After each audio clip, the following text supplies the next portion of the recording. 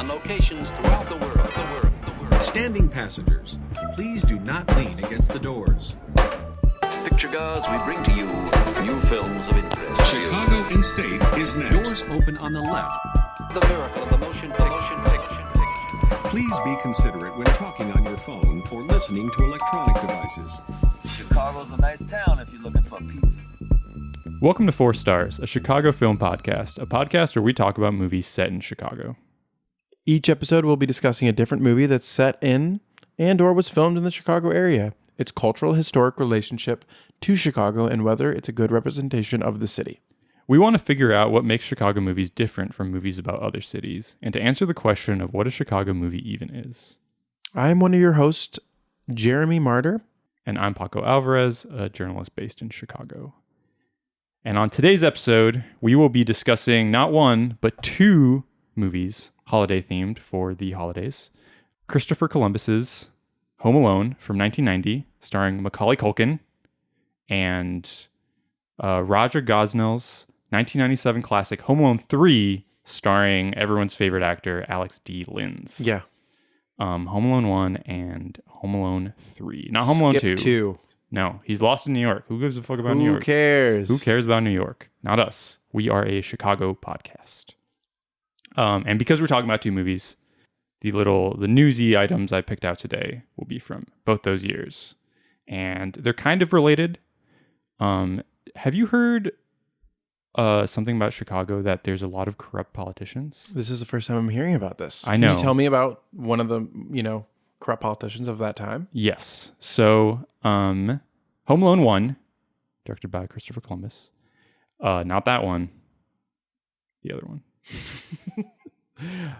Came out on November 16th, 1990. Neither of us were born yet. And here is one of the headlines I found, which piqued my interest. U.S. indicts Alderman Henry. Charges of extortion, ghost payrollers included in 29 counts. 29 counts. So this is about William C. Henry, who is kind of the goat of getting kickbacks. So the federal government indicted him on 29 counts, mostly of extortion. And he was kind of just like a wheeler and dealer. He was making deals all the time, and he was always making sure that he was getting kickbacks. He faced up to 291 years in prison and $5.5 million in fines. He usually would just kind of help small companies make contracts with the government and then just like ask for a percentage of their profits. So he did that with like a rental company. He would also sometimes, instead of getting paid directly, he would ask companies to pay for like a down payment on his car or like the interest payments on his like wife's car, stuff like that. He was just always he was always looking out for deals, and he was always like getting a little something on the side. He was pretty awesome. Yeah. There's like a connection with O'Hare, which connects to our movie today. That's true. Both the movies I think have a scene in O'Hare. Yeah. Actually, I don't know if the third one. The third one has a scene in O'Hare. I don't know if it's actually filmed in O'Hare. It was definitely filmed in O'Hare. That was Terminal 1 of O'Hare, United Terminal. Caitlin and I definitely clocked it right away. We're like, I've been in that room. That's funny. He also just like would create fake positions and would like give it to his friends, or like sometimes like people would like not work anymore, but he would just like continue to pay them, or kind of like pay himself using like saying like, oh, like this guy's on my payroll. But despite all this, he was kind of known as a man of the people. He was like a pretty popular alderman. And so he was indicted, but he died of lung cancer before his trial ended. So he was never actually... We actually don't know if he did it or not. He could have been innocent. He was simply indicted on 29 counts, including mail fraud. Yeah. But he was not convicted. Right. And one of my favorite, this was not something he got in trouble for, but one of my favorite little like schemes that he had that I found out about is that he He had his own like brand of cola called Soul Cola that he like Soul Cola? yeah, Soul Cola that he would try to like peddle to like grocery stores and stuff. That's awesome. And he introduced a resolution at city council to try and like promote his cola. To make it like the city's cola. Yeah. He tried to get the city to do a contract with Soul Cola to like have it be the cola for the Taste of Chicago. Like he was like that's really awesome. peddling this cola. He also tried to get the city to lend $1.3 million to this like grocery store chain that was being like charged with income tax evasion. So that and like that would be, and if he got the city to let them borrow the money, they were gonna like sell his cola on the streets or on their shelves. I tried looking it up. I don't believe we can get Soul Cola anymore. Unfortunately, it has gone out of business. But if anyone out there has Soul Cola Or a connection to Soul Cola. Yes. Or if one you- that's been sitting in the back of their fridge for a while. yeah, we'd love to drink it. I want to try out this Soul Cola.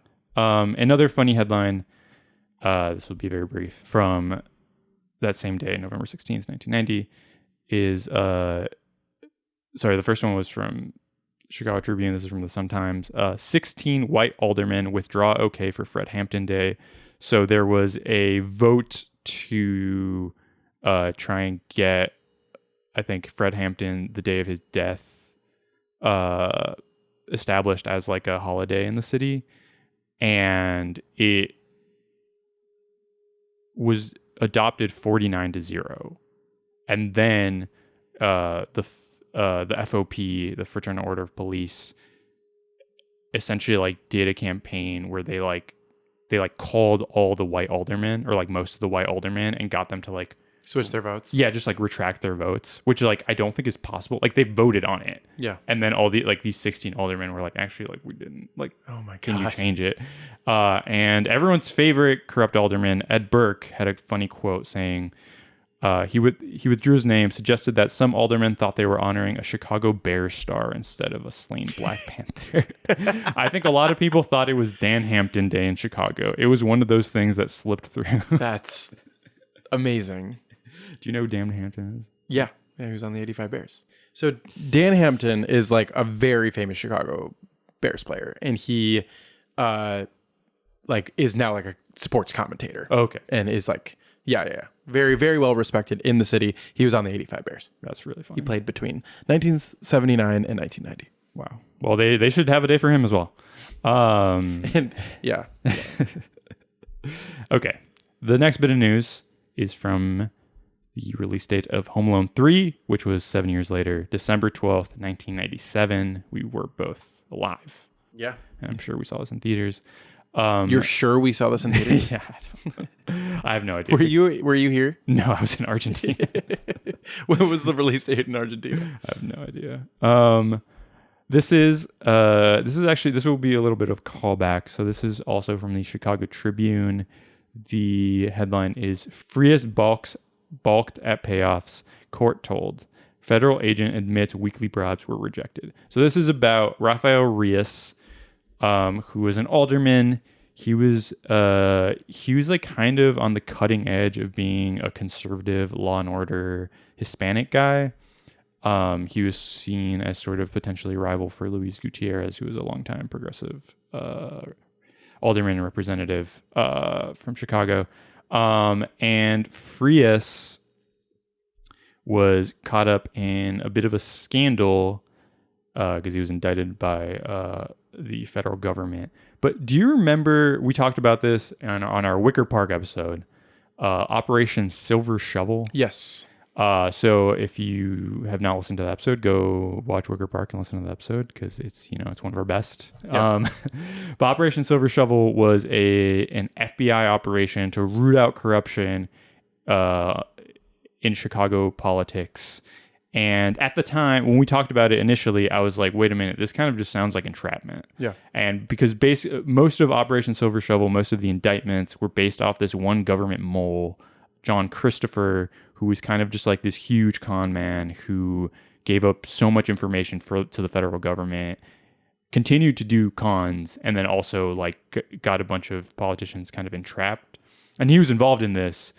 And essentially, he and some federal agents undercover kept meeting with Frias and kept asking him to take bribes, and he just kept being like, no. Yeah.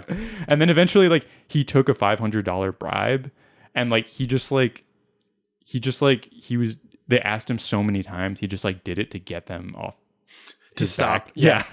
To just like stop asking him for it. And that was his defense, was like, they wouldn't leave me alone. Like, I didn't know what to do. They kept asking me, and that worked. He was acquitted. So he was not. So even though he was part of Operation Silver Shovel, he's one of the few people who was set free because it was entrapment. Yeah. It seems like they were offering him like a weekly payoffs and an unlimited expense account, and he kept saying no to that. And he took this $500 to be like, "Will you leave me alone if I take this?" Yeah, I mean, it's such a funny way of going. I mean, this is what the FBI does often, but just like I don't think they had any. I don't think they like thought he had done this before. Yeah, I think like he was maybe connected with some other corrupt aldermen, and they were like, I think they were all just like trying to like find someone else to kind of. Yeah. It was almost like they're turning over stones. Yeah, it was almost like a multi-level marketing thing. It's like, oh yeah, like if I yeah. But yeah, so free us. He was freed. Free us. Free him. For him. But yeah, those were the fun little corrupt aldermen who were. I guess the second guy wasn't corrupt. Free us was free. But yeah, that was what was going on in Chicago during those 2 dates. So everyone, crack open your soul cola. Yes. And relax as we talk about our beloved holiday movies. Paco, is this a movie that was very important to you growing up? Is Home Alone something that was on rotation, or something that you watched a ton as a kid? Absolutely, yes. Home Alone and Home Alone 3. I don't think I watched Home Alone 2 that often, but they were big movies for me for two reasons. One, I was often home alone, so I think I related to the kids just trying to figure out what to do, being bored as fuck. And two, I really wanted to live in a big house. As a kid, I mostly lived in apartments, or I only lived in apartments, and I really wanted to live in a giant ass house in the suburbs. And I think these movies like let me like live both vicariously. Yeah, through the kids. And yeah, I watched them both a ton. I feel like they were always on TV. But I think I mostly watched, and why I wanted to do this episode was I mostly watched 3. 3 was my favorite growing up. Home Alone 1 was obviously like fun, but it wasn't cultural, like a thing that people talked about. Yeah, but 3 was the one that I was like, well, this is the good one, which is funny. And then later growing up, realizing like, oh, no one talks about 3. No one really knows it's about it. You and Roger Ebert who have that opinion. Yeah. Were they important to you? Not really. I definitely watched them, and there were scenes that I really like Home Alone. Yeah. I think it's really fun.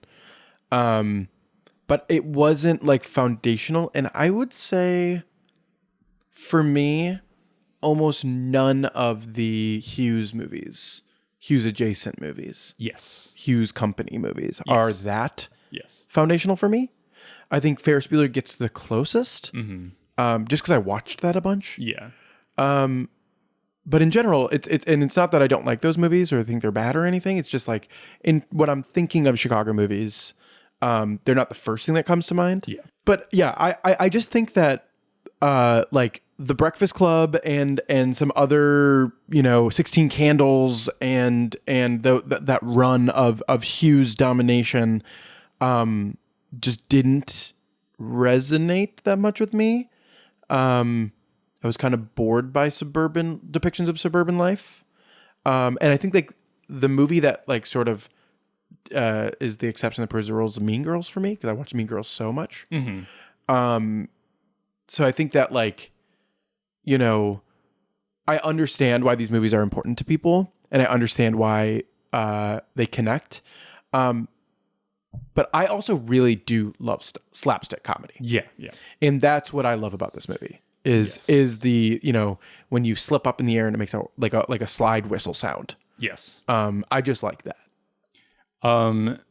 Before we talk about the slapstick, let's talk a little bit about Hughes. Sure. Not too much because this isn't direct by him, Hughes, but we can talk about him. So John Hughes wrote this movie and I believe produced it. And Christopher Columbus, best known for, I'm trying to think of a funny movie he did. I guess Harry Potter, but other movies as well. Christopher Columbus was sort of a Hughes protege. I believe he worked on some of his films. He was also Raja was an Altman guy. But Christopher Columbus worked on some Hughes movies. I think he was originally going to work on Christmas Vacation, which Hughes, I think he wrote or produced all of those, all the National Lampoon Vacation movies. And Columbus did some second unit shooting for Christmas Vacation in Chicago. Yeah. And then, but you're going to be really surprised to hear this. He met a few times with Chevy Chase. Yeah. And Chevy Chase was such an asshole that he did not want to do that. Yeah, that's what I've heard. I've heard that he was like slated to be Christopher Columbus. Yeah. Is his name Christopher? What else would it be? Yeah, what else? But he goes by Chris Columbus. Yeah, he goes by to not be confused with as the Italian legend Christopher Columbus. On this podcast, we don't like that statues get taken down. Yeah. But he ended up directing Adventures in Babysitting, which is a Hughes company movie, and was just sort of part of that Hughes-averse wave. The funny movie that you were thinking about of like Christopher Columbus is Bicentennial Man for me. Oh yeah. Of like that is the funniest one that he directed. Yes, that's a great movie. Loved that one as a kid. I think that like Hughes definitely has a thing. Do you think that Chris Columbus has a thing? Because I think he does have a thing. I just think that thing is less defined. Yeah, definitely. I mean, Hughes definitely has. I was thinking about this on the car ride over.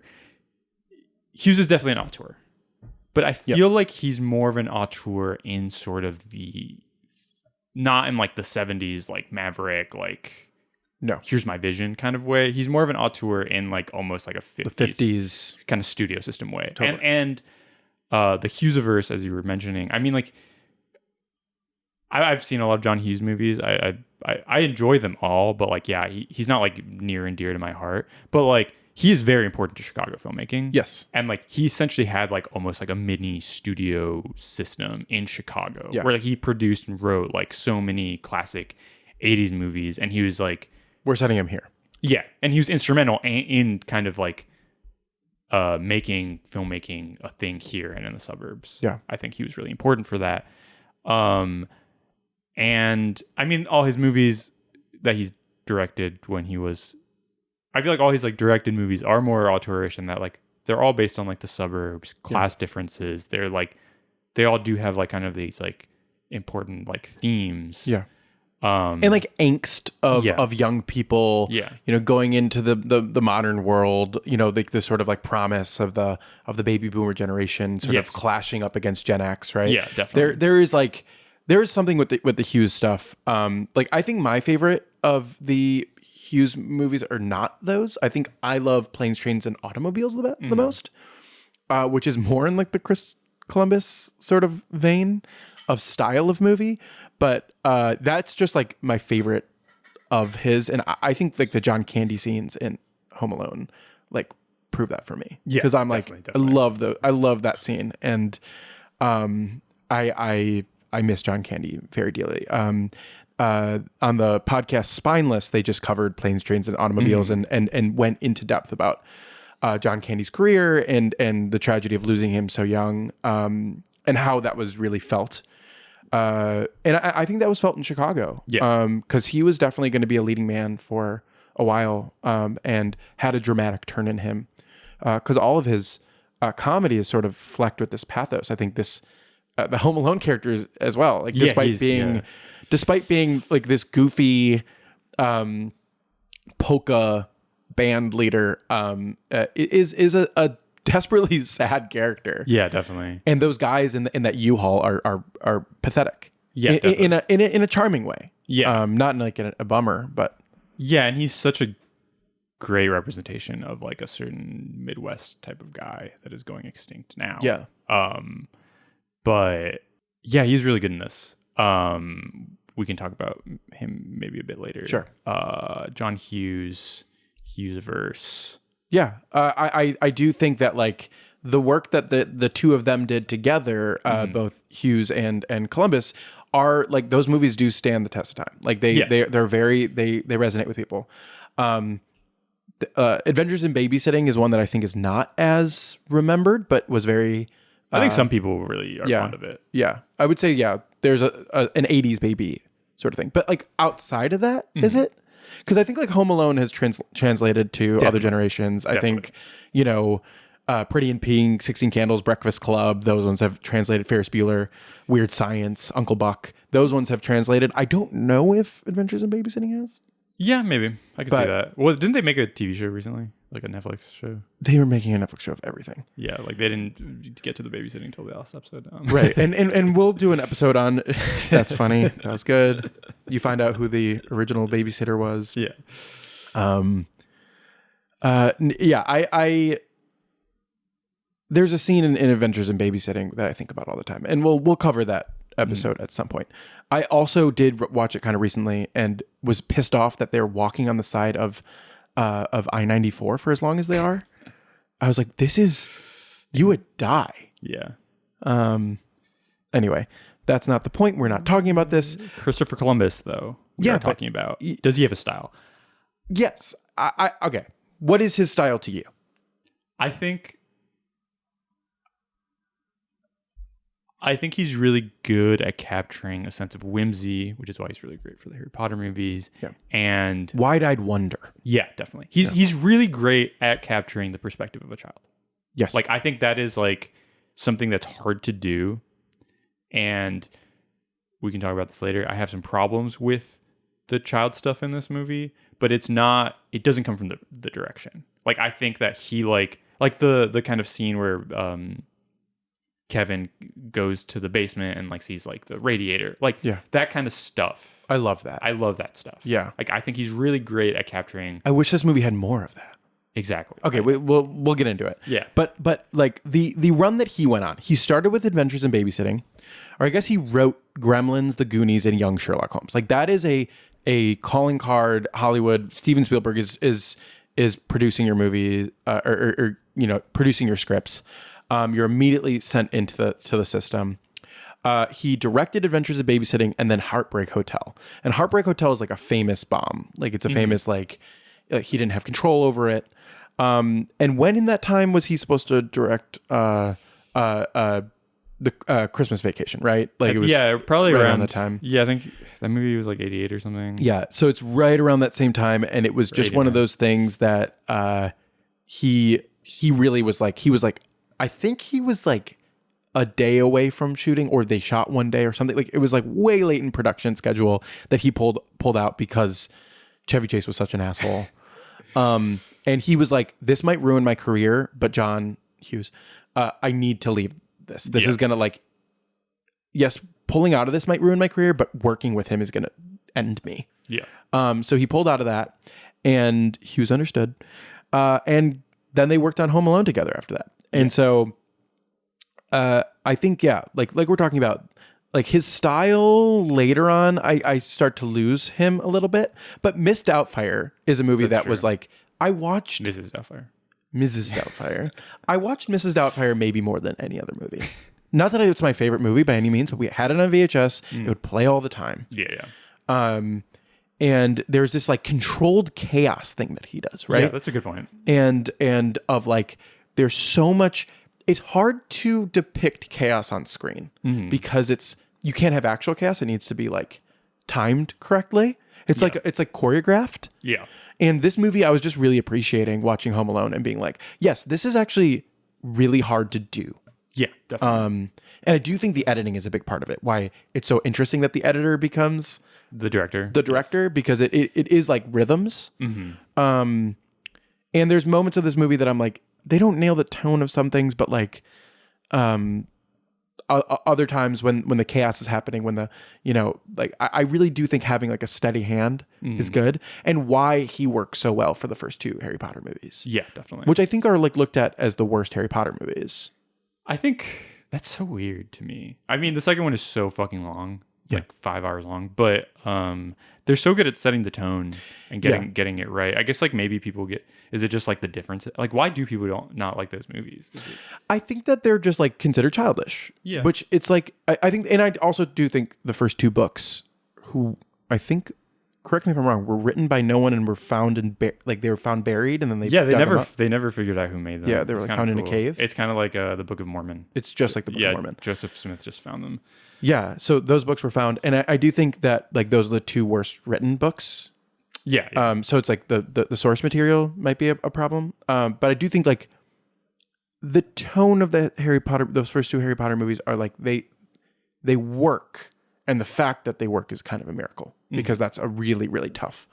Like the scene where they get to Hogwarts for the first time, right? Yeah. Like that wonder that like is like why you hire a Christopher Columbus. Yeah. Not because he's gonna do it in Alfonso Cuarón style, like this is the dark heart of my, being is being put in this. Like or like the other one that people sort of struggle with is the fourth one. Who directed that? Mike Newell, who did a lot of like British boarding school movies. And I think also awesome. yeah, I like that movie a lot. I like most of the Harry Potter movies. And I think that they're interesting in good and bad in different ways. And we hate J.K. Rowling. Who? I'm just going to be, you're right, I don't know. But like those movies and those books were very, very foundational. Yeah. And I think that like that run of Home Alone, Home Alone 2, Mrs. Doubtfire, Stepmom, I'm skipping over Bicentennial Man and 9 Months, but, and Only the Lonely. Like, it's Only the Lonely is a Chicago movie though. Yeah, never seen it. I'm looking forward Maybe to it's checking that fucking one awesome. out at some point. It's a John Candy. Yeah, we need to unwrap that candy. Yes. We need to, yeah. But like going from Bicentennial Man in 1999, which could be a career ruiner, to doing the next two Harry Potter movies is kind of a pretty impressive comeback. Yes. What happens? He's like a robot who becomes a man. Yeah. Okay. Robin Williams plays a robot. Who becomes a man. Yeah. I loved that movie as a kid. I think I loved Bicentennial Man as a kid? You loved Home Alone 3 and Bicentennial Man. I loved Robin Williams, so I think that was just a movie that we rented once, and I think I was just. What's the one where he goes to? It's like a Circles of Hell movie. You know what I'm talking about? No idea. No. Okay. Ignore it. Flubber? Yes. But anyway, he then he like just to like finish off his career, he directed the 2005 Rent, which was another foundational movie for me. Which I think is considered terrible by really people bad. who like Rent. But like again, like also people who don't like Rent. Yeah. I don't like it. I think people who were 10 in 2005 like it. Okay. And also, am I going to say this? Idina Menzel shows her butt in that movie. And I wasn't having like sexual thoughts at 10, but like you notice. You know what I mean? Anyway, maybe cut that out. You notice. He directed an underrated I Love You, Beth Cooper. Don't remember that one. I like that movie. All right, I remember that one. With I don't Hayden remember. Panettiere and Paul Rust. I must have seen it. But then he did the god-awful Percy Jackson adaptation. Did not see that. Which is like, you don't do that. Yeah. If you started Harry Potter, you you don't take that job. Yeah. Pixels, the Adam Sandler movie Pixels. Yeah. And then he's just been in the Netflix mines. Okay. Christmas Chronicles 2 and Thursday Murder Club. Hell yeah. So since 2020, Christmas Chronicles 2, which again, like you directed one of the most famous Christmas movies of all time. You don't need to do Christmas Chronicles 2. Yeah. Chris. You don't need to do that. Yeah. Anyway, he's supposedly going to direct the new Gremlins movie. Okay. So interesting to see what he would do. There's do you know who calls Chris Columbus his mentor? No. Like who think about all the directors who are around today, like the big directors, right? The ones who are like the up and coming, cool kid directors, and which one most style, like his style most emulates Christopher Columbus. No idea. Robert Eggers. I was about to say that. That's really funny. He says Columbus has served as a mentor to Robert Eggers since The Witch. Interesting. Weird. Which is funny given all those scenes of Robert Eggers directing the kid. Yeah. That's actually interesting. He could have used a little bit more mentoring. Yeah. That probably says a lot about him as a director, the fact that he's directed so many kids movies and kids are notoriously horrible to direct. But Christopher Columbus, he got this script after he dropped out of Christmas Vacation. John Hughes had a nightmare about forgetting his kid, and then just banged out Home Alone, sent it to Chris, and they kind of just worked together on it. Chris Columbus. I keep calling him Christopher. I think just because his name is Christopher. His wife is from the area, so he's like sort of familiar with Chicago. And then Hughes obviously always like kind of forced people to direct movies in Chicago. They found the house, which is in Winnetka, which I visited. Yeah. Yesterday. How was that experience, by the way? It was, I mean, it's a fun, I like to drive in the northern suburbs because it's like the roads are all really nice. The roads are very nice. Yeah. They have a low speed limit. Yeah. The houses are just gigantic. Yeah. And so you can just like kind of like gawk at these like McMansions. Yeah. And they're kind of like twisty turvy roads. We were on our way to Costco and H Mart, and we decided to stop there, even though it was completely out of the way. And there was just a line of cars on this like tiny, or not tiny. The houses are gigantic, but there's just a line of cars on this suburban street, and there were just like so many people outside of the house taking photos.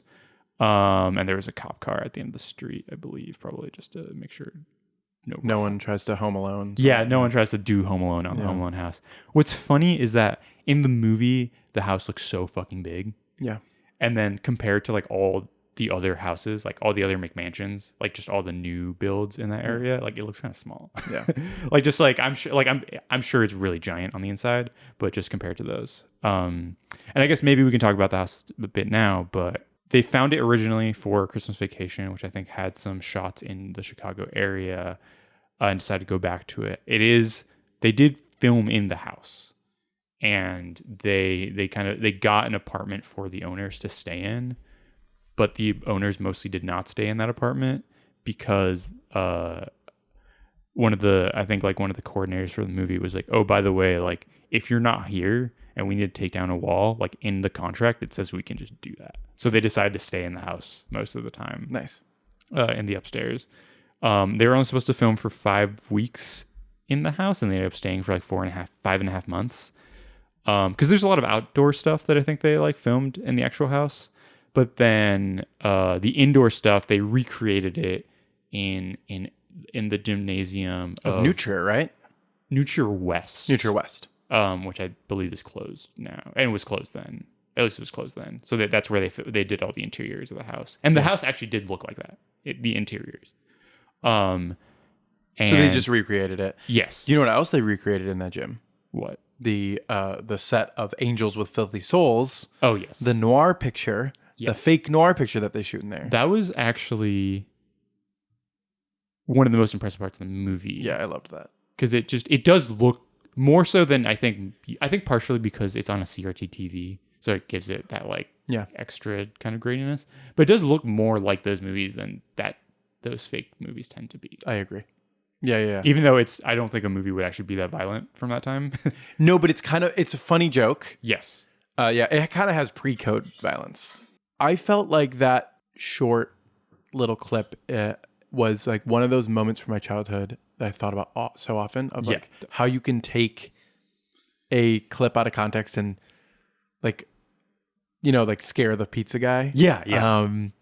Like that was so funny to me. That concept. And just like the physical comedy of people falling over into garbage cans is like pretty funny. Yes. So that really works for me.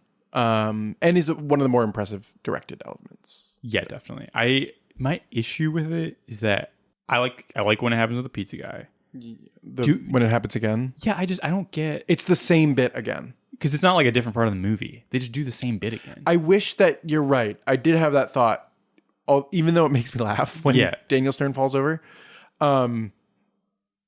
It kind of was like, this isn't a heightening. Mm-hmm. Like, if anything, like he should have convinced the pizza guy without the without the violence, And then you get the violence. and then you get the violence. Yeah, but no, it's the same. It's the same gag twice Yeah. And it's it's our third time seeing that scene because he watches it on TV on earlier. TV. Yeah, I guess you're right. Like they're just showing it too many times. Yeah. But that was the guy who plays him in the movie. The guy who says, "Keep the change, you filthy animal." That's Ralph Foodie. He's a veteran Chicago actor. Hell yeah. Who died a few years later. He really looks like an old timey. Yeah, that was awesome. Home Alone House. Just to finish that up, it was. I think it went on sale in like 2018 or something, and the people who bought it renovated it and made it look so fucking ugly, just just horrible.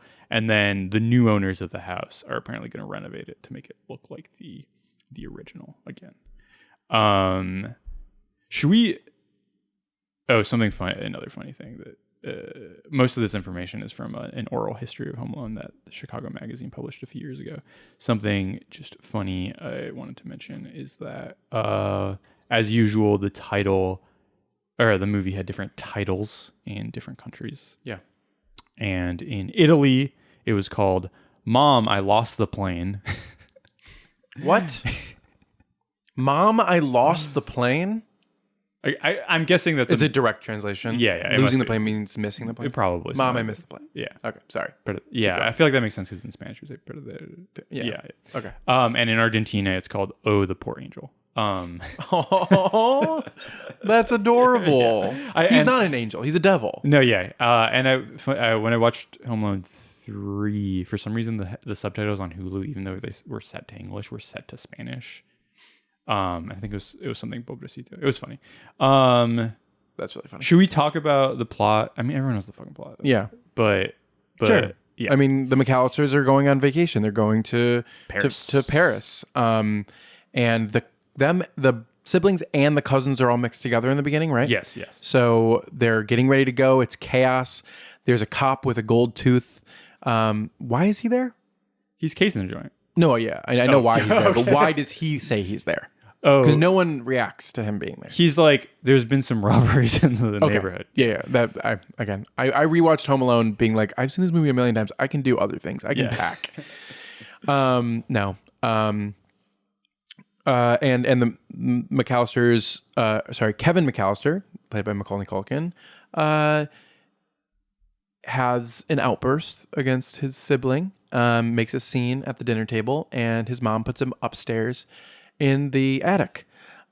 He yells at his parents that he doesn't want a family anymore, has a little fit, and they go upstairs. That night, a power cable goes down, and all their alarm clocks go off or turn off, and so they're running late to the airport the next morning. They're running out, and they miscount how many kids there are. I really like that scene. That's fun. It's a good idea, and the oldest sibling would be in charge of that. So, and that's a really good way of, I guess, like the way that you were talking about that Chris Columbus is really good at controlling chaos or like portraying chaos. Yeah. Just like all the different things you have to keep track of. Yeah. To make it to like, oh, the neighbor kid looking in the car to seeing what they're looking smart. for. Yeah. And then. Yeah. I thought that was going to come back. I thought the kid was going to. No, there's no. I also like when they speed up or they do more frames per second. Yeah. That's fun. Then at the same time, the cop from earlier, played by Joe Pesci, is actually the leader of a gang called the Wet Bandits. Two-person gang. The two-person gang, the Wet Bandits, who've been robbing houses and leaving the faucets running as their trademark. The other criminal being Daniel Stern. And they plan on, while everyone's out of town for the holidays, robbing all the houses in the neighborhood. The next morning, Kevin is left home alone, and decides that he's just going to live it up, that he wished for his family to be gone, so he's going to enjoy himself. Meanwhile, there's a neighbor with a shovel that he's afraid of. Yeah. And he sort of has to defend the house from these wet bandits in increasingly ridiculous Saw-style traps. Yes. To defend his home. And then, meanwhile, the mom has to... Catherine O'Hara. Played by Catherine O'Hara. The great Catherine O'Hara. Yeah. Has to find her way back to Chicago in an increasingly ridiculous Kafkaesque setup of trying to get back home during the holidays. That's what Home Alone is about. That's what Home Alone is about. For the one person who did not watch Home Alone. Yes. And of course, there's with the old man, Kevin eventually befriends him, and the old man saves him from the bandits and reconciles with his son in a very touching scene. Yes. I will say, should we talk about, I guess before I say what I say, should we talk about the elephant in the room? What's the elephant in the room? No shade to Macaulay Culkin. I think he's great in the movies he's in. I kind of fucking hate Kevin McAllister. Yeah. I kind of fucking hate Kevin McAllister. Yeah. I think it's not his performance per se. No. I think it's what they have him do. Like, I think he does a good job of what the script wants Kevin to be. Yeah. I think what the script wants Kevin to be is annoying as fuck and doesn't really make sense. Like, that's not really how a kid is. Yeah. And I just hate the little, like, winks at the camera. Like the isms. All of the little things he does. I couldn't stand it. Yeah. I half agree. Mm-hmm. I think his family treats him really poorly. Yeah, also, that's another element of it. It's like, why are they so fucking mean They're so mean to him in the beginning. The uncle is really funny, in my opinion. But they're so awful that you kind of understand why he's being a little shit. Yeah. But it reminded me of families that I knew. Mm-hmm. That I was like, why are there so many kids, and why do you not like your kids? Yeah. The dad is annoying to me. John Hurd. Yeah. Really pissed me off this time. He does not give a fuck. Pissed me off. He does not give a shit. Catherine O'Hara really does care, but is overwhelmed. And that's the most... Her relationship with Kevin is the best relationship of the family members. And I think it ends up really working when they reunite at the end. Yeah, but I will say... Not to move it too far away from Kevin, because we'll come back to him. My least favorite part of this movie is that this movie had the audacity to have the funniest woman on the planet at that time in 1990 tell zero jokes in this movie. And like she's coming off of like a banger of a run of movies of being the funniest person in Beetlejuice and Waiting for Guffman. And will be so funny in Best in Show. And she doesn't get any jokes. She gets to like hang out and react, but they don't even do any reaction shots. She doesn't get good reactions. Yeah, that's a really good point. Like she's paired up with John Candy, who's the funniest part of the movie, and she's not given anything to work with. I just want her to have some jokes. And I think that like her frustration scenes are funny because she gives them a bit of comedic juice when she's frustrated. But like, God damn it, she's the funniest person. Give her a joke. Yeah. Let her riff. Yeah. And it feels like the movie was like, no, like you don't get a riff. Like you have to be the mom. Like this is too serious of a... I wonder if like... She played it so po-eyed. Yeah. I wonder if the fact that like this came out of like a real fear of John Hughes about like forgetting his kid or losing his kid. Yeah. That like it's not funny. Yeah. We need someone... I understand that, but then you need to let her be funny in those other scenes if you're going to then, like, the increasingly frustrated Catherine O'Hara is such a missed opportunity, in my opinion. Yeah. And those scenes are just not that funny to me. No. So you're the whole time you're like, let's go back to Kevin. God damn it, let me get back to my kid. And it's like, yeah, like you wrote those lines like anyone could have done it. You have the funniest person on the planet. So I don't know. Yeah, that pissed me off. I think it's part of my other general problem with the movie is just like it's so like saccharine and like sentimental, and I think it doesn't. That last scene. Yeah, the things that I like about this movie, and that I think most people remember it for, is the shenanigans, is the hijinks, is the is Kevin home alone, like fucking around and like getting his house ready to like fuck up the bandits. But then there's so many scenes of just like Kevin being sad, or like the church scene with the old man and Kevin, and they're talking about like their problems. And it's That scene has like not one serving of sugar. It's like they dumped the whole jar in there. And it's like, I don't care about this. Like, I don't. It's interesting to me because I'm a very earnest person, as you know. I'm could be considered saccharine. And yet those scenes are a little too much for me even. I'm like, I like a little bit of this. I like a helping of this, but this is like pouring it on a little thick. Yes, definitely. And like 3 has not a lot of that. No, 3, we'll talk about it, but 3 is kind of like just the best part. So is just, as someone who hasn't watched Home Alone 2 in a while, is the saccharine scene where he with the old lady, where he like really like has a moment, is that with Donald Trump? Where he sees like one-on-one, he's like, I see outside of myself and I understand you, kid. Donald Trump, the guy from the roast of Donald Trump.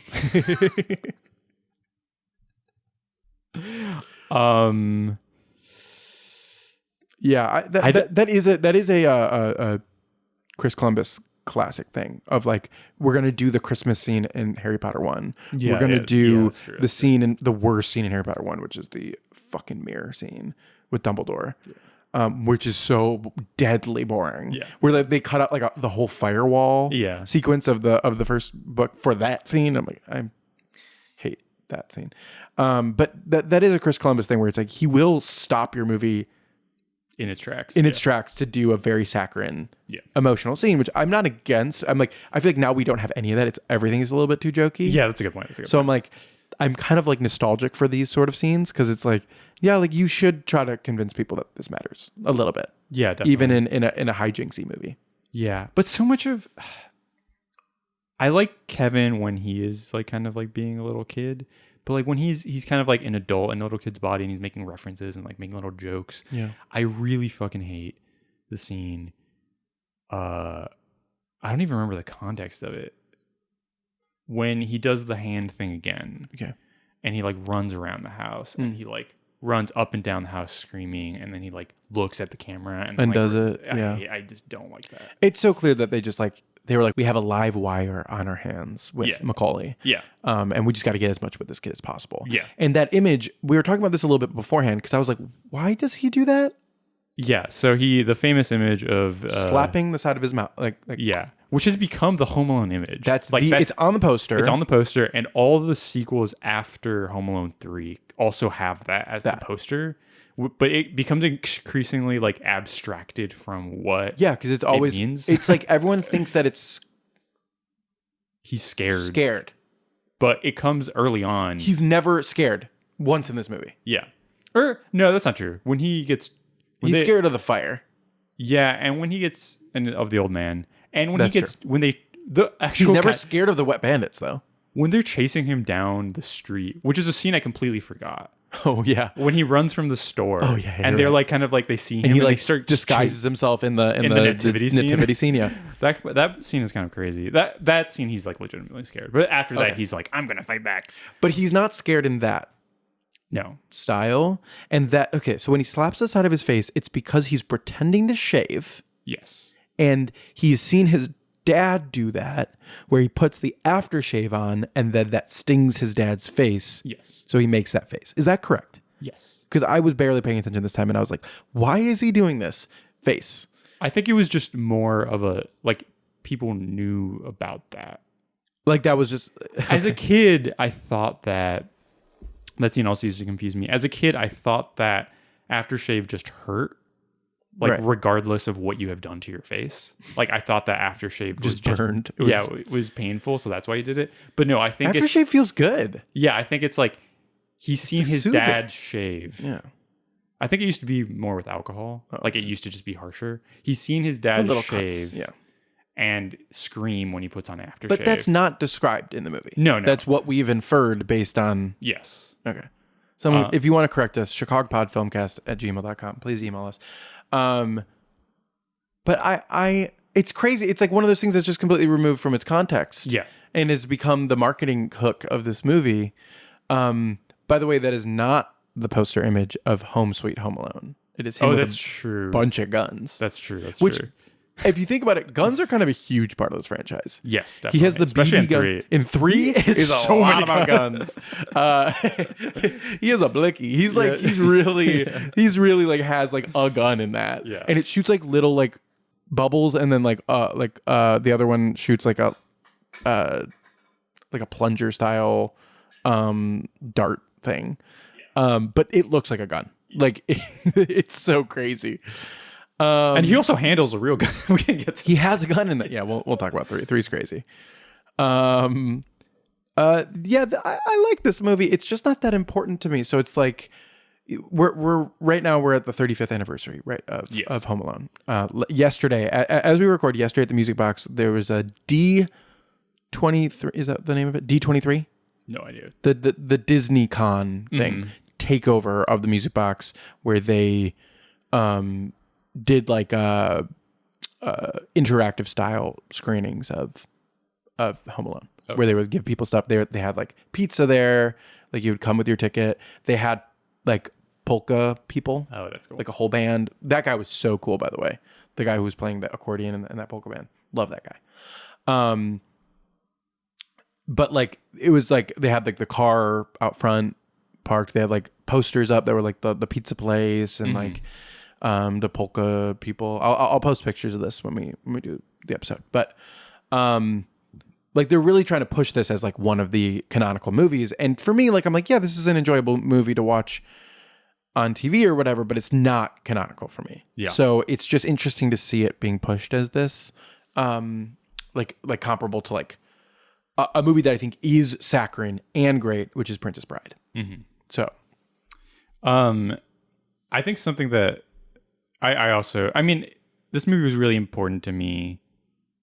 Despite that, anytime I rewatch it, I'm always more disappointed in it than I remember. I think because of the sweet stuff we talked about. But I guess going back to the actual house in Winnetka, something funny my mom told me is that, I mean, like this movie, like people from all over the world go to see the Home Alone house whenever they visit Chicago. Like it's not something I think of as being in Chicago, but like it's something that they do.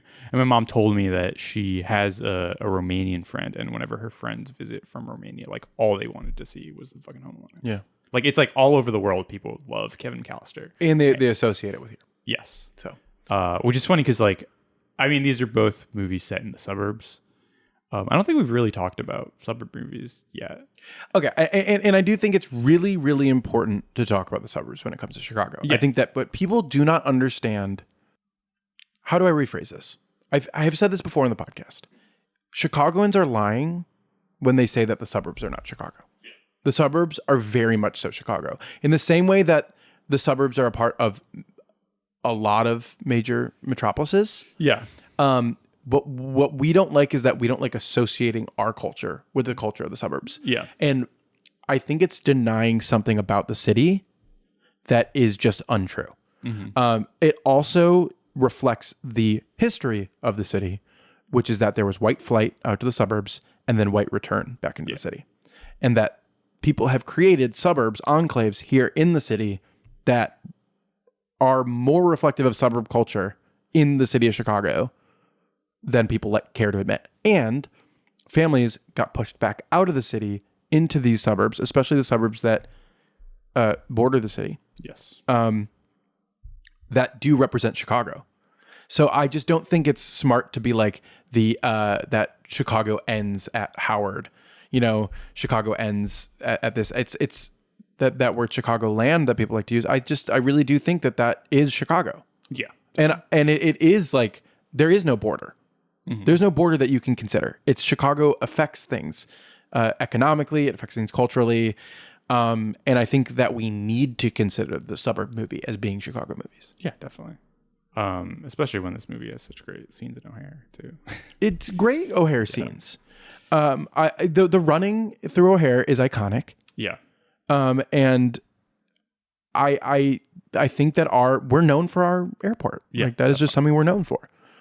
And the second city of it all, like there's just so many actors and people who came through, who went on to be all over Hollywood and all over movies, who lived in the suburbs, grew up in the suburbs, were and I just think people need to be a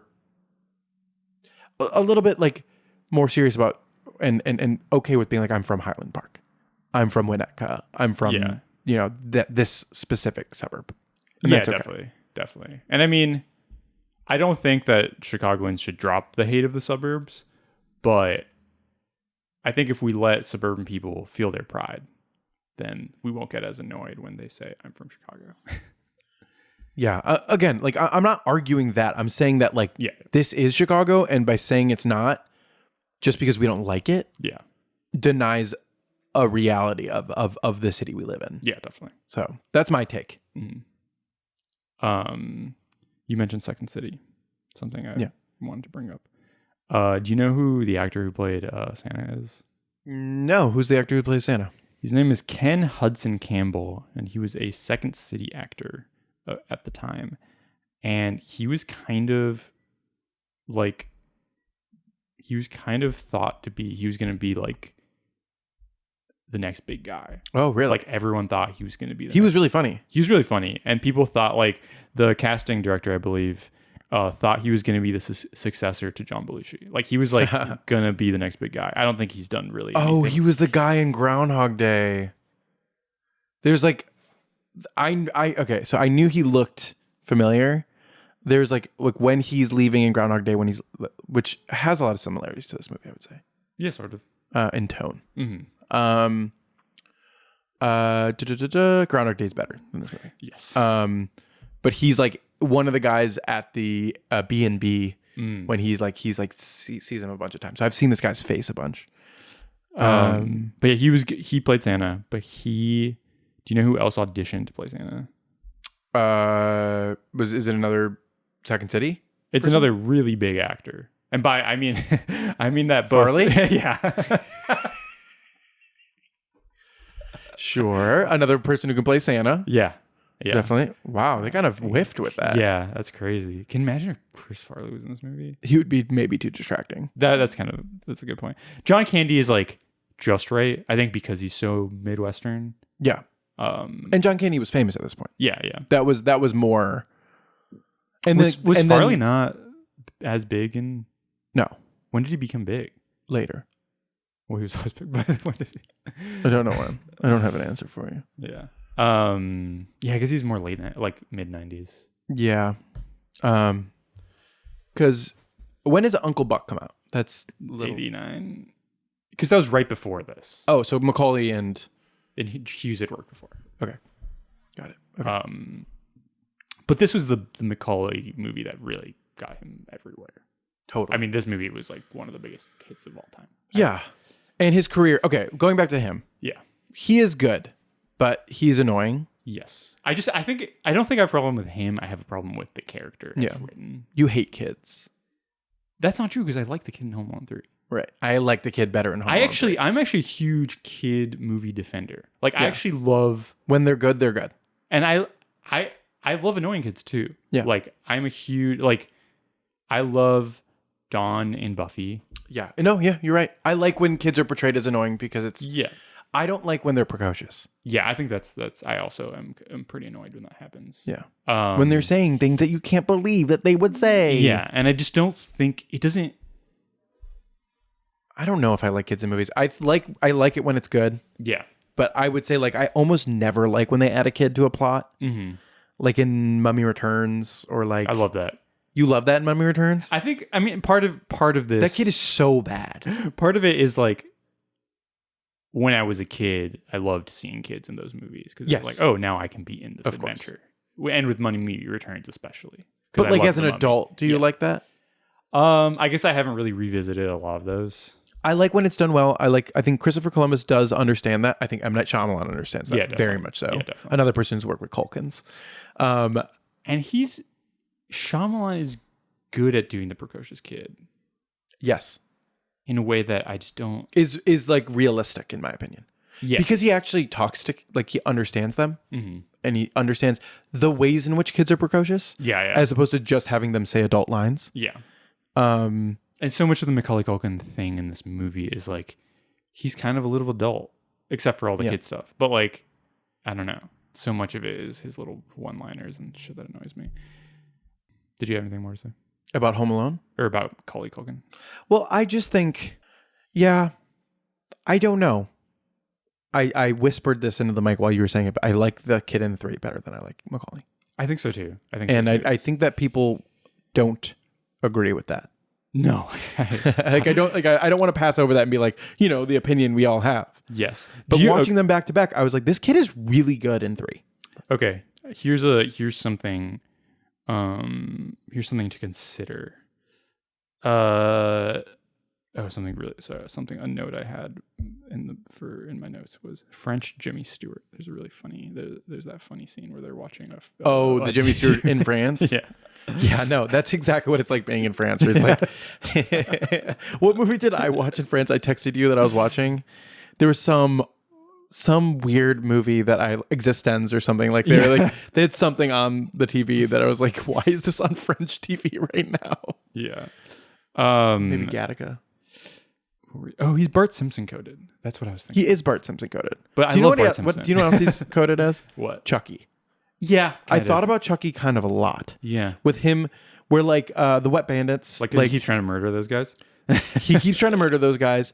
And it also like suffers from like, he is like sort of supernatural in this. Mm-hmm. And especially in 3. 3, it's like, how did he... they like heighten it so much that you stop thinking about how he would set this up. Yeah. And they just have fun with the gags, which I think like is the Raja Gosnell thing, which we can shift to very shortly. But I do think like you're supposed to think like, oh, like he set all this stuff up. That isn't that crazy. Like that is supposed to be a thought, but it's also supposed to be like, all right, it is, Rube Goldbergian. Yeah. It's like you're supposed to have fun with it. Yeah. Okay, maybe we should talk about the Wet Bandits. Yes. Okay. Stern and Pesh. Oh, the thought I had earlier. Yeah. Do you think we both like the kid in Home Alone 3 more because we were both dark-haired kids and Macaulay Culkin is blonde? Yeah. Because I think that was a big thing of me in Home Alone 3. Why I liked it so much as a kid is because he kind of looked like me more. We both had brown, longish hair. I like the kid in 3 more, but I very much so hate the family. Oh, yeah. I guess I like the mom a lot in 3, but the family in 3 and the villains in 3, I like them less. So like the Stern and Pesci of it. Yeah. Of like, I like the fact in 3 that there's more villains, but I do think that it's like, it's an interesting thing of I feel like you're asking me if I related more to the kid in 3. And yes, I do relate to a kid homesick more than a kid who's been left home on a vacation. Yeah, if anything, it's weird given how ridiculous 3 is that it's more realistic. Like it makes more sense. In many ways. Yeah, it makes more sense. We're all dealing with international spy plots. Yeah, but okay. To go I like back, that your take is 3's good because it's more realistic. We'll talk about it in a bit, but the setup is more realistic. I understand what you're saying.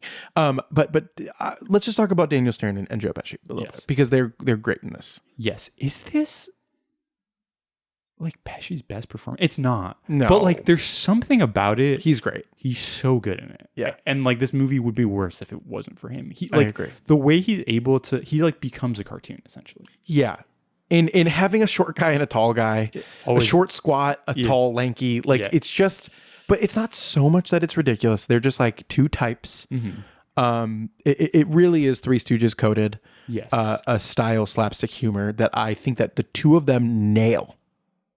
That the physical comedy of that. Yes, and I think part of why it works so well is that Joe Pesci, so many of his performances in other movies kind of are based around the fact that like this guy's not dangerous and then he's the most psychopathic guy on the planet. And this movie and Casino. Right. Yeah. others. Or like My Cousin Vinny. My Cousin Vinny. Okay, I love him in My Cousin Vinny. That's my favorite Pesci performance because that's like I think it's easier to do a Goodfellas performance where you're pure evil. Yeah, maybe. Like I'm not saying that like it's easier to perform well under the direction of Martin Scorsese with that script. You know what I mean?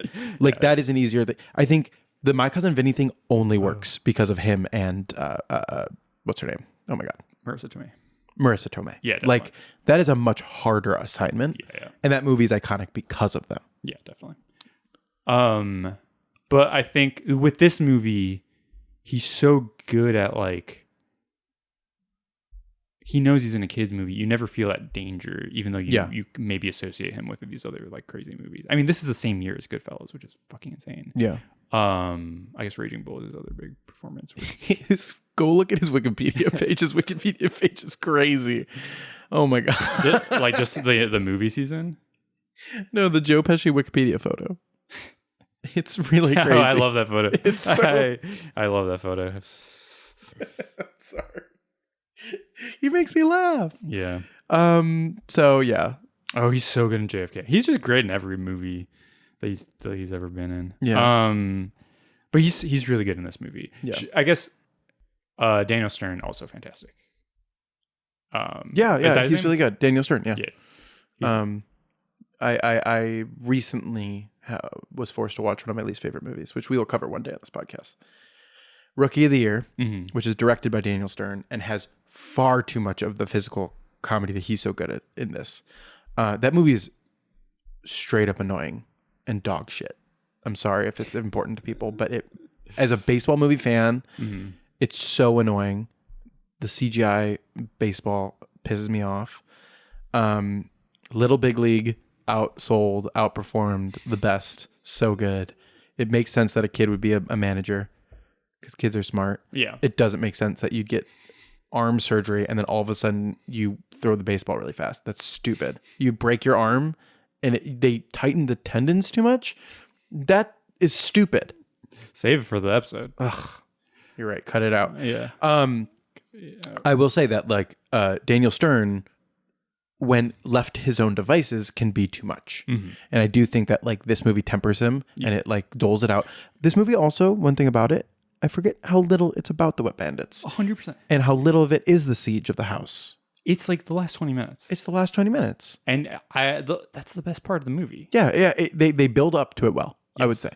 Like it's good that it's not the whole movie. I think you'd be a little tired of it. Oh, you rolled your eyes. Well, Home Alone 3, half of it is... half of it is the house. I got a little tired of it at the end of Home Alone 3. I was like, at some point, I was like, this is going on too long. That's fair. But should we switch to talking about 3? Just one last thing I do want to mention. Sure. The traps in Home Alone are so brutal. Like every time I watch it, I'm like, this kid is trying to kill these guys. His hair gets singed off. Yeah. Did you watch the SNL skit? No, I didn't. It's not bad. It's not good either. It's kind of like recognition humor. But the best part of it, so if people don't know what I'm talking about, Ariana Grande plays Macaulay Culkin. The best part of it is her waking up. Does she do the thing? She does not do the thing. I think Ariana Grande is actually like a very good actress. The best part of it is her waking up as Macaulay, and like she's good at playing a kid. Like I think it's just like her demeanor is funny as a kid. But she's Grande. I do think she does a good job as Macaulay. She doesn't overplay it, but basically the joke of that skit is that last scene of Catherine O'Hara coming home and seeing him, and then all the family coming in, and then all the traps still being set up, and then everyone in the family dying. Oh, I see. It's like a pre-recorded. It's very gory.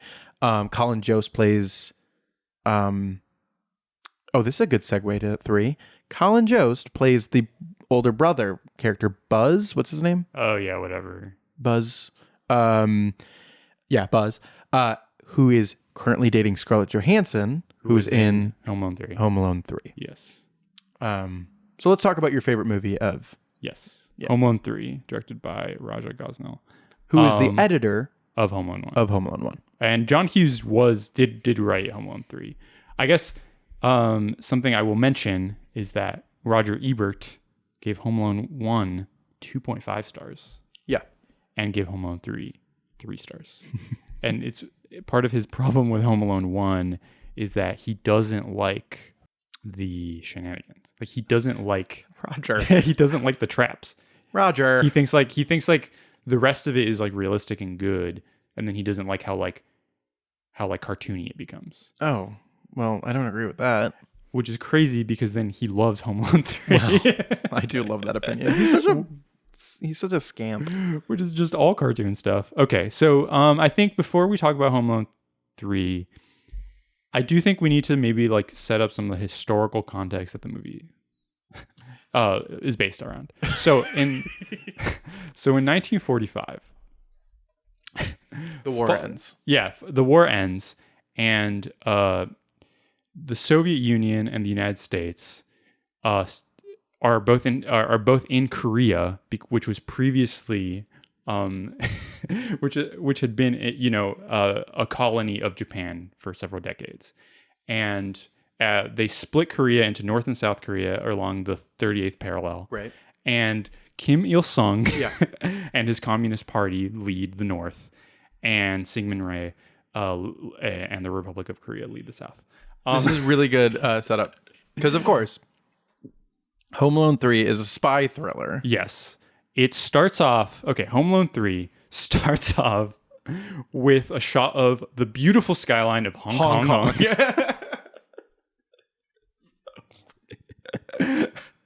I kind of wish we had, like, 15 minutes of a Hong Kong thriller as opposed to just, like, 2 minutes Yeah. of that opening. Yes. Like, I wish that they would have, like, committed to the bit a little harder. Yeah.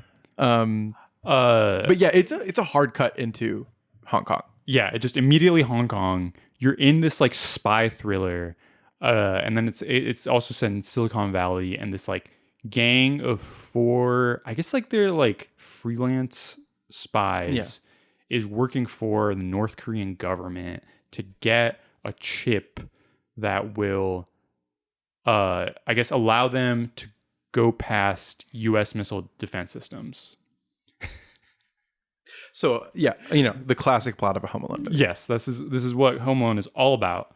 And they put the chip in a toy car, and It's in the same bag as as a famous like San Francisco bakery. Yeah. Why? I don't know. They just put the That toy felt car. a little sweaty. Yeah, the whole movie. Yeah. The whole movie is covered in sweat. dripping. Yeah, in sweat. yeah. It's just justifying itself. Yeah. And then, But it tells it pretty confidently. I will say, for a movie as sweaty as it is. Here's the thing. America does not know how to make hack filmmakers anymore. Back in the 90s, Bring back the hacks. Back in the 90s, we had advanced hackery. Yeah. We had We had hackers. Yeah, we had true hack directors who knew how to make a movie and make it entertaining, even if it was batshit crazy And like, just the a most cash-in commercial crash. cash-in movie. Like now, if you made a Home Alone threequel, like that would be fucking, I don't know. Straight to Disney Plus, they did it Yeah. in 2021. Oh, that's true. So, and did anyone watch that? No. But I also feel like so many of these like cash-in sequels are directed kind of like by like someone that they're trying to set up as an auteur. Like you make an indie movie, and then your next movie is Home Alone 3. Back then, you were John Hughes' editor, and they were like, "Hey man, like you want to break into directing? Like how about you make this fucking Home Alone 3 no one gives a shit about." Anyway, back to the plot of the movie. They accidentally get in the airport. They mix up the bag with an old lady's bag. It's too much. She goes back home to her house in the Chicago suburbs of North Devon Park. I don't know why they call it that. It's clearly Evanston. Just base it in Evanston. Yeah. A lot of the streets they were talking about felt more West Side too. Like the names? Yeah. Yeah, I can see that. But they were just using random ones. Yes. And then she's an old woman who's an alcoholic. Yeah. She's a always got lush. Yeah. She's always got a drink in her hand. Never scratch yourself around a lady. And she has There's what's the kid's name? She has Alex D. Linz. I don't Alex D. No, Linz. his name's Alex. In the movie too? Yeah. Okay, that's funny. She has there's like a neighbor boy who shovels her sidewalk, and instead of paying him, she gives him The toy car with the chip. in it. Yeah. And the gang of spies has to get the chip back from the boy. Yes.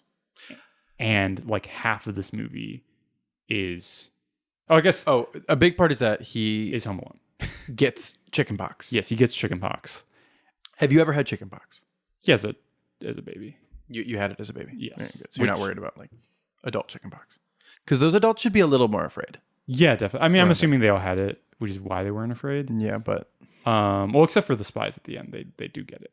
That's true. That's true. But no, I had it as a kid, which means that I am susceptible to shingles later on in life. Did you get the vaccine? Or did you? I don't believe in those. Okay, so did you have chickenpox as a kid? To be clear, I did have chickenpox as a kid, and I believe I did get the vaccine. Yes. As well? Wait. No. Okay. My mom had me hang out with Ryan Thomas, who had chickenpox, and I got chickenpox, and I had chickenpox on Thanksgiving, which was a bummer. Yes. But that was the year my uncle broke his ribs playing football, so I didn't get to witness that of an ambulance going up on the field to pick my uncle up. Damn. But yeah, no. I then if you get it, you don't get the vaccine, right? If you get it, Yeah, I don't think you have to. yeah. Because you get it. It's a one and done, I think. Yeah. Okay, got it. But yes, he's home alone with chickenpox, and while he's home alone, that's when the spies are. They start robbing they start breaking into other houses. Yeah. And he keeps calling the cop, which is a really funny bit. He keeps calling the cops. Yeah, it is really funny Because he sees them. I love the way he talks to the cops. Yeah. He's so rude to them. It's hilarious. He keeps calling the cops, and the cops will show up and immediately break down the door. And at some point, they almost shoot a dog, very realistically. And the dog like points to the other room. That Yeah. scene is awesome. I tried to take a screenshot, but like the streaming service I was streaming on blocked me. 'Cause I don't think there's like stills for this movie. No one watches this movie. I know. It's like me, you, and Roger. Yeah, and then eventually they figure out that the little kid has it. After the awesome scene, you know what it reminds me of? There's the crazy. So the kid is also a tech genius. Yeah. He connects before he realizes there's a special military chip in the car. He connects a camera to the top of the car and kind of chases. He tries to catch the spies in their burglaring. I was thinking about the Fablemans. Oh, When that's I was a good point. I was like That's a thinking good about this kid's actually going to be a filmmaker. Like That's a really good point. He's very creative with the camera. I was thinking about the scene in Tony Scott's Deja Vu. As we all do. Do you know what I'm talking about? No, I love Deja Vu, but no, I don't remember this. There's the best scene in Deja Vu. There's a car chase where Denzel Washington is driving, but he's chasing someone in the past. So he has a camera that shows that him. can go through. Yeah. Yeah. Okay. Deja Vu rocks. Is that a New Orleans movie? Yes. Yeah. Whoever gets on that New Orleans podcast. Yeah, please cover that movie. Invite us. Yes. Good ass movie. But that's a really awesome scene where the kid is like kind of like doing all these tricks with like the car, and he's like hiding with the car. Yeah. Toy cars are so cool. Yeah. Did you ever have one?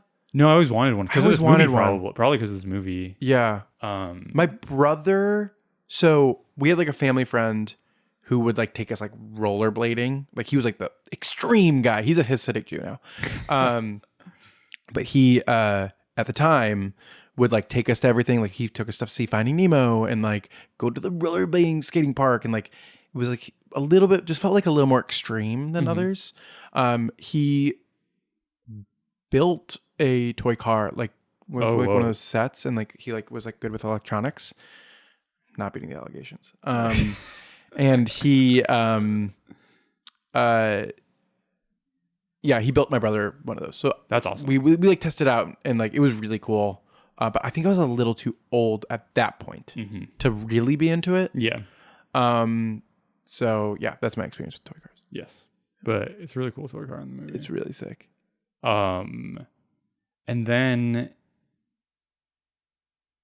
yeah, so much of the movie is just the burglars or the spies. So why are the kids never around? Is it because they're all at school. happening when they're at school? They're at school, and also it happens over several days, Right. And it keeps like his mom will like keep having to go to work. Well, I really like that aspect. Mm-hmm. I like that she's a working mom. I like that she's too busy to handle stuff. That felt very realistic and grounded, like you were saying. And the mom is really good in the movie. Yes. She's the best actress in the Yes, movie with definitely. the kid. Yeah, the two of them. Do you know who's terrible in this movie? Who? Scarlett Johansson. Yeah, she's really bad. She plays the older sister. Yeah. Um, I'm so hot and cold on her. I think like she's like sometimes really good and sometimes really bad. Yeah. She's really I don't She's like terrible in stuff that she's like praised for. like what? Jojo Rabbit. And then like there's movies where I'm like, this is an underrated performance, like The Island, Yeah. where I'm like, yeah, she's pretty good in this. She's really good at like when she needs to play like flat, Inhuman, like under the skin. Yeah. When she's like flat, no affect. Yeah. And in this movie, you just don't. I mean, the She's in an awkward teenage phase. the kids are just not. The teenagers are just not really given anything. Nothing. I kind of like in my head, I thought he was an only child, and then when they show up in the movie, I was like, oh. I will pushing back against this movie is great. There's too many animals, and the bird sucks. The bird annoys me. There's too much bird stuff. I like the bird at the end when he controls the car. Yeah, I did like that. And I like that he is the boy has to explain to people because no one's watched this movie. Yes. The brother has a parrot. Yes. And the parrot speaks in full sentences. Yes. He can just speak English. He can a just speak yeah, English. Yeah, he's a talking parrot. Yeah. But then the kid has a rat. There's a dog in the movie. There's a cat in the movie. There's a cat in the movie? There's a cat in the movie. Oh, because there's too much. You're right. At some point, okay, there's also a part of the movie. There's like 20 minutes where he's home alone with chickenpox, and it's kind of Rear Window. Oh yeah, because he's using his telescope, and his mom's like, "You gotta stop using the telescope." Yeah, and he looks through his neighbor's window. Yeah, and the rat or the mouse looks into it and sees a cat and gets scared. Yeah, that is a scene in this movie that Paco thinks is a 5-star masterpiece, 4-star masterpiece. And the mouse is named Doris, which is a great name for that is a good name for a rat. Yeah, for a mouse. Is it not a rat? I think a rat would be bigger. Okay. We didn't talk about the score. The score of the original one is awesome. Yeah. John Williams put his Williams-ian. You looked at me and I had to finish the sentence. I can't find who did the score for Nick Glennie Smith, who was a frequent Hans Zimmer collaborator, did the score for this movie, and it's for Home Alone 3. Pretty great. Okay, yes. A big issue I had with this movie. I'm pro-diversity for many reasons, but one of the reasons why diversity is good in these type of movies is that you can tell the villains apart. Uh-huh. And like that they don't need to be like just ethnically diverse, although I think that helps. But like there's especially two of the guys that I was always mixing up. Yes. There's the tough guy. Yeah. And there's the guy from Twin Peaks. Yeah. Do you know what I'm talking about? Yeah. I don't even know his name.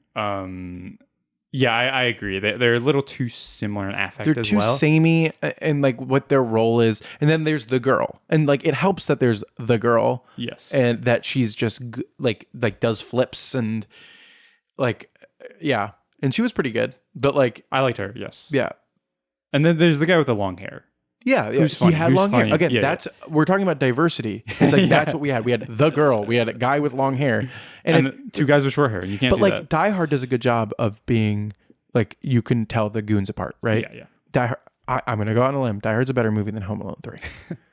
I think that they get kind of similar though. I know Christmas movies about like terrorist plots. Yeah, yeah. But I do. That was just an issue I had with it. Although their like faces that they make are pretty funny. He beats the shit out of those guys. Yeah, he really the traps are so complicated, And they would have killed them immediately. well, the when he like I think the first thing he does to them is the shocking. That would immediately kill those guys. Yeah. I was watching this with Caitlin last night. Yeah. And she's like, they'd be dead. Yeah. Immediately dead. There's- They teach you that on set. Yeah. They ice storm those guys. Yeah. Same year. Yeah, exactly. A lot was happening. Yeah, he connects like car batteries to. Also, when does he have time to do all this shit? It's like with Home Alone 1, he's home alone for days. With this movie, it's just like a couple hours at a time. Yeah.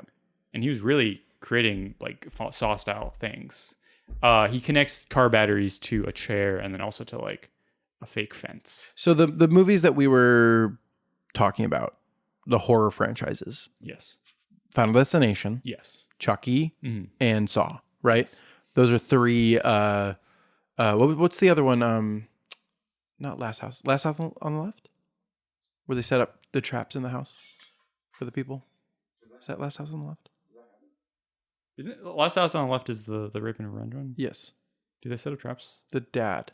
Cut it out. I think you're right because Roger Ebert mentions Last House on the Left in his review of Home Alone 1. Roger, I love you. You're insane. Sorry. That's amazing. Final Destination. Yes. I there's a lot of Rube Goldberg machine stuff of like, we're watching a tape measure, unfurl and hit a thing, and it connects to another thing, and there's so many things where like there's so many parts of it where both you and the spies think you know what's about to happen, and then it's actually part of a much larger, more complicated trap. yes. Which is that reminded me of Final Destination, where it's like every time you think like, oh yeah, like this thing is going to hit to that thing, and then it's really more complicated. I do think that like a movie, it would be kind of interesting to explore the psychology of a kid who sets up these style traps. And like killed a bunch of people. Yeah. Or like him later. Like, do you remember that Saw movie that we watched together, Saw X, when he's just imagining the traps? Yeah. Like our favorite scene in any movie ever. Yeah. Where he's just picturing what he would do to people. That's what this kid is doing. Yeah, definitely. The kid's a little psychopath. Yes. Like he could have achieved this in a different way. Yeah. Anyway, he has a gun. Yes. Another big part of the movie is that he has 2 toy guns. One of which will shoot like a little, I don't know, like a little, what is it, like plunger thing? And then the other, which shoots bubbles. He spray paints the bubbles one. And then the spies do have a real gun, and they accidentally leave it in the basement. And at some point, he grabs the real gun. Yeah. And the spy grabs accidentally one of the fake ones. The FBI agent at the end Yes. is played by Pat Healy. Sorry, I got distracted. Who is that? A Chicago legend, Oh. Steppenwolf guy, Oh, nice. who was in Magnolia, Better Call Saul, Killers of the Flower Moon. Yep, just like a working actor. He's like not super famous, but just like in a bunch of stuff. I thought that was a cool. I didn't recognize him as that. Yeah, these movies are sort of just like filled with like side people who are just Chicago legends. Yeah. That we should probably try to highlight a little bit more. But we're creating a little web of Chicago, actors who are just like in these projects, which is like a fun part of like Neil Flynn, for example, who's in Scrubs. Oh, yes. Is one of the cops. Yes, and he's in The Fugitive. He's in The Fugitive. Exactly. He just keeps popping up in these things, and is like a North Suburbs guy, Waukegan. Waukegan's in the North Suburbs, or is it the West? Northwest. But yeah. This movie, I think, obviously, this movie literally can't exist without Home Alone 1. But like, it gets the formula right. Like Yeah. I love like we like I mean, it makes it a formula, I think. it makes it a formula. Is 2 like this though? I haven't seen 2. I haven't in a seen- while. I don't remember 2. I mean, 2 has a lot more traps. I remember that. does he? Yeah, there's a lot of traps in 2. Okay. because they take that aspect. and just do it in New York. Yeah. Yeah, I just feel like it gets, I guess it's like you can't repeat the sentimental aspects of one. You know, like I think, and you can't. They like, kind of try with the mom at the end. a little bit, but it makes more sense. But it doesn't have like the thing where it's like, oh, he learns a lesson. It's like Boy Who Cries Wolf thing, right? Where it's like, but he was right the whole time. Yeah, that's the thing. So with the first one, Macaulay Culkin, like he learned something about like the importance of family and sort of like Appreciating what you have. appreciating what you have. In this one, the kid is like telling everyone all the time. It's kind of like, I think you talked about one of your favorite things about the Child's Play movies, like in our first episode, you talked about is about how it's about kids who like Don't get believed. yeah, and this movie is exactly about that. That's what this reminded me of. Yeah. It's just like, yeah, the importance of when kids are telling you something, it's not that you have to automatically believe them. Yeah. Because that's, if you've been around kids for long enough, they lie. Yeah. It's that you should listen to them. Yeah. Because sometimes they're telling you something while telling you something else. Yeah. So you have to listen. And these movies are all about adults just completely dismissing the like dignity of children. I'm over analyzing these movies. But no, I think it's true. Yeah. Especially this one. Yeah. Also, it suffers. This is what I was trying to bring up earlier. I think I got derailed of the Chucky problem of like, I could beat the shit out of Chucky and these bandits and they can't be that good if they're getting fooled by these kids. Yeah. Although like in 3, it's the things that he does to these international spies is so insane. Yeah. And kind of fun. Yeah. I had No, a good it's time. funny. It's funny. The trap, like the trap with the trampoline is so complicated. Yeah. When the panels, not the panels, the Oh wood. yeah. Just When when the porch, the wood of the porch is, he sawed that yeah. so that they fell inward into his basement. Like it was so complicated that like at some point it's like supernatural. Yeah. So it's kind of fun again. Yeah. It becomes a cartoon much more than the first one. Yeah. That's also what this reminded me of is Looney Tunes. Yeah, definitely. And just like the way that the spies react to, it's good physical comedy. Yeah. Are you a fan of like stuff like that where like kid like what's the Macaulay Culkin one where he's rich? Richie Rich. Richie Rich or Blank Check or any of those like movies from this era where they're like they gave kids all the control. Super radical. I don't know if I've actually seen any. I've actually seen parts of Richie I feel like Rich. Teenage Mutant Ninja Turtles has that sequence in the where like the kid There's a kid in yeah TNT? where they Which one? in the first one In the 80s one? yeah where like they like convince the kid to be a part of their gang. You know what I'm talking about? Oh. Where they're yeah. all skateboarding and shit. Yeah, yeah. Like it's like kids aren't taken seriously, so they need their own lair. Yeah, yeah. You know, I like see that. or like I make the decisions now. Yes. And it's like we saw a change from the 70s to the 90s where kids become a market, right? Where they are literally being targeted. You see it in commercials, and it's not that like there weren't commercials for kids, but it was seriously like an industry that was created around Child's children. Play is sort of about that. About that, exactly. So, you know, this movie and this franchise is in the lineage of that, of like, let's put you in the child's perspective. And I don't always love those movies. Like they kind of stress me out. I'm not gonna lie. Did you, one of the movies, it's sort of what you're talking about. The other big movie starring Alex D. Linz, have you ever seen it? The one where he's Jewish and plays basketball?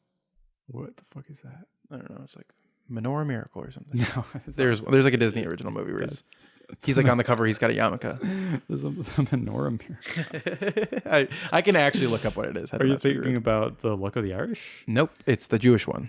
But it was one of my favorite movies as a kid, called Max Keeble's Big Move. Okay, yeah, that's what I was thinking about as well. He is not something that I like mattered to me at all. I really liked it. As a kid who moved a lot, I liked the idea of pulling pranks on everyone you hated when you moved. His World, His Rules. Max Keeble's Big Move. No. He was also in He was the voice of Tarzan. Baby Tarzan. Mm-hmm. Titan A. He was just in a bunch of random shit. Yeah. He was just one of those kids. One of those kids. He's an ER.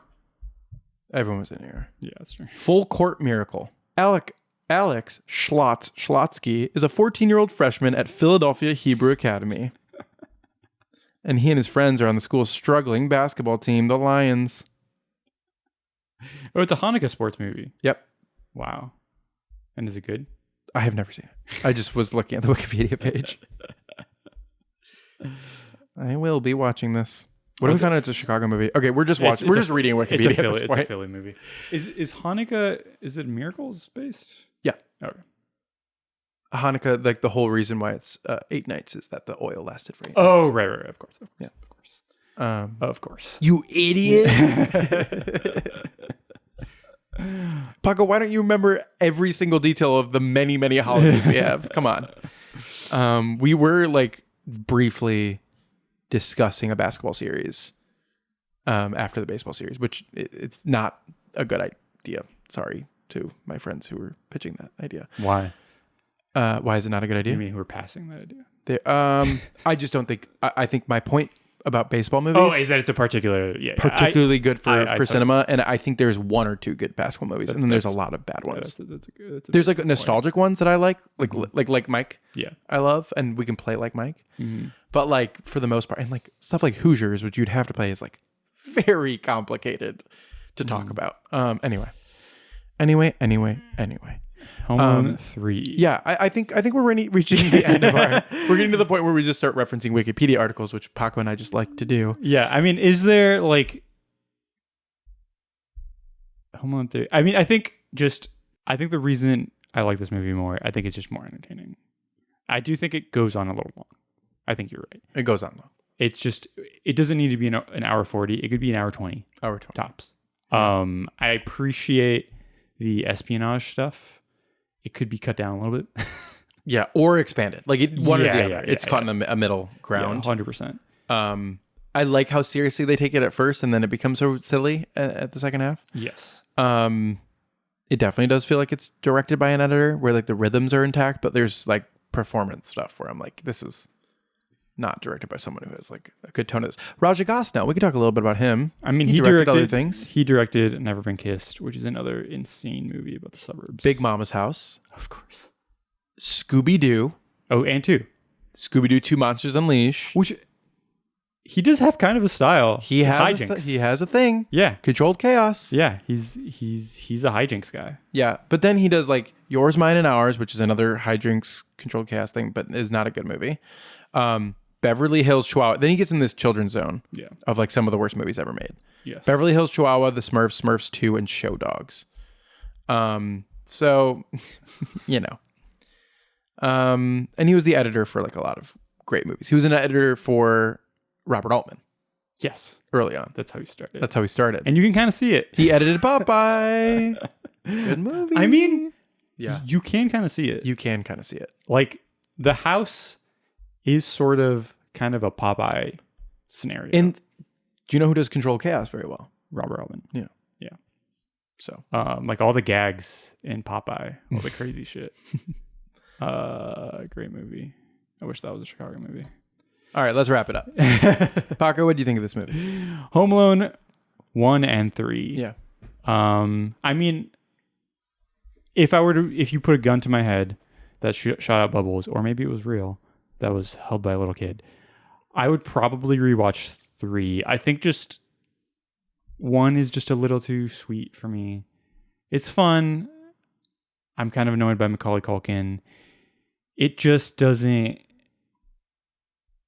As an adult, I just wanted the fun stuff. I'm not particularly touched by the sentimental aspects.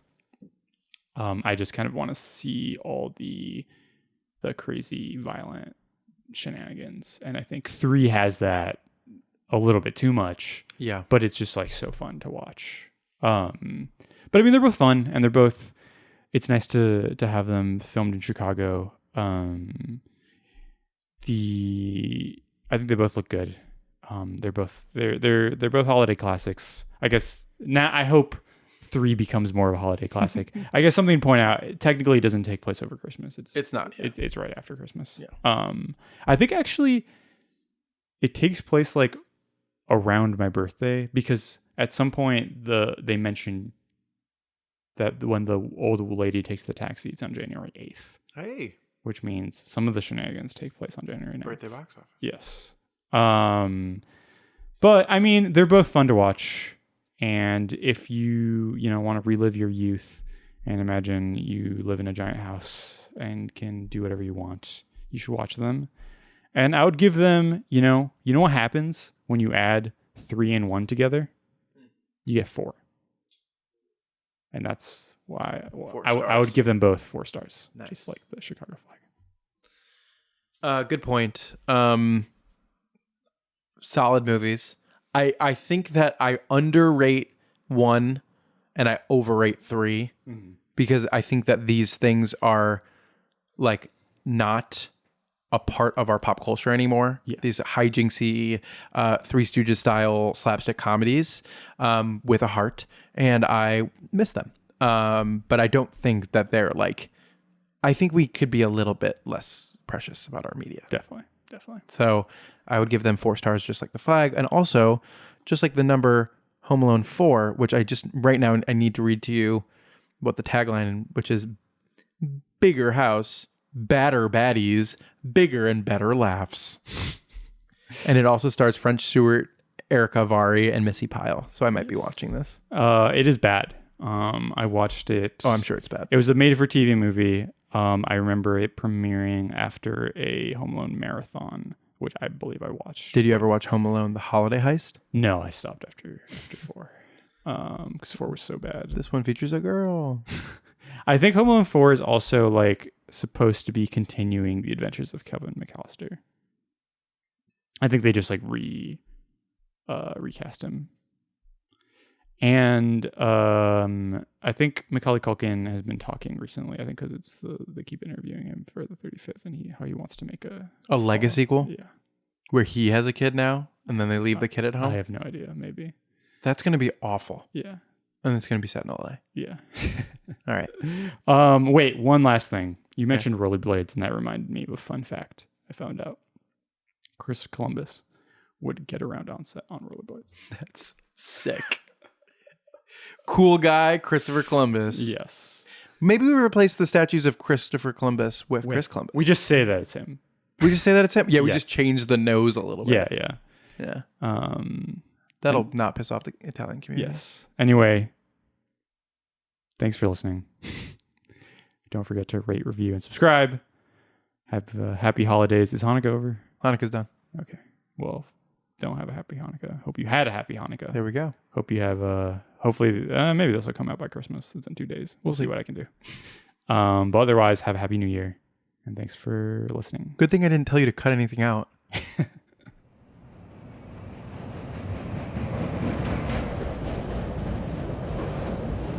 Please be considerate when talking on your phone or listening to electronic devices.